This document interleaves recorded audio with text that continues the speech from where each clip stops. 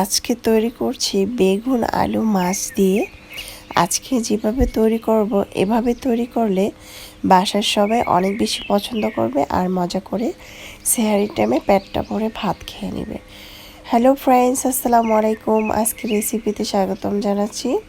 প্রথমেই দেখতে পাচ্ছেন মাছগুলো ভালোভাবে ধুয়ে পরিষ্কার করে হলুদ মরিচ লবণ মেখে মাছটাকে ভেজে নিচ্ছি। চুলায় একটি প্যান বসিয়ে 3 টেবিল চামচ তেল দিয়ে তেলটা হালকা গরম করে মাছগুলো দিয়ে দিলাম। আর অবশ্যই প্যানটাকে গরম করে দিতে হবে, নাহলে অনেক সময় প্যান গরম না থাকলে পাতিল গরম না থাকলে মাছগুলো কিন্তু ভেঙে যেতে পারে। তাই অবশ্যই ভালোভাবে তেলটাকে গরম করে নিতে হবে। এই তো দেখতে পাচ্ছেন মাছগুলো উল্টিয়ে পাল্টিয়ে মাছগুলো ভেজে নিচ্ছি। আর যেহেতু তরকারি রান্না করব সেক্ষেত্রে কিন্তু মাছগুলো হালকা ভাজলেই হয়ে যাবে। এখন মাছগুলো আমি সবগুলো উঠিয়ে নিচ্ছি, তেলগুলো ঝরিয়ে নিতে হবে। আর মাছ ভাজাতে কিন্তু বেশি পরিমাণ তেলও প্রয়োজন নাই, অল্প তেল দিয়ে কিন্তু তরকারি রান্না করা যায়। দেখতে পাচ্ছেন আমি কিন্তু অল্প তেল দিয়ে মাছগুলো ভেজে নিলাম। তারপরে আমি বেগুনগুলো ভেজে নিচ্ছি, আলুগুলো ভেজে নিব সেমভাবে।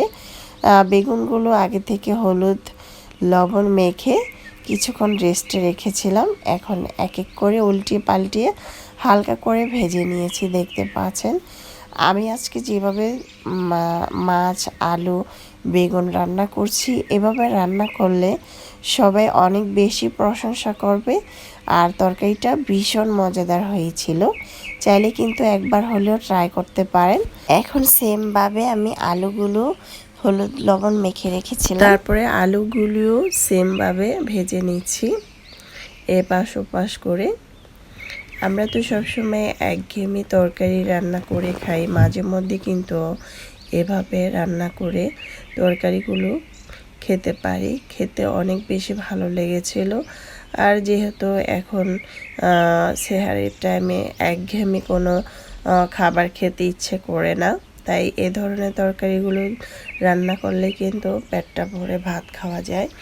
দিয়ে দিলাম ওই তেলটার মধ্যে পেঁয়াজ কুচি আধা কাপ, কাঁচামরিচ কুচি 7-8টার মতো, আদা রসুন দিয়ে দিলাম হাফ চামচ, আর দিয়ে দিলাম একটি তেজপাতা ছিঁড়ে।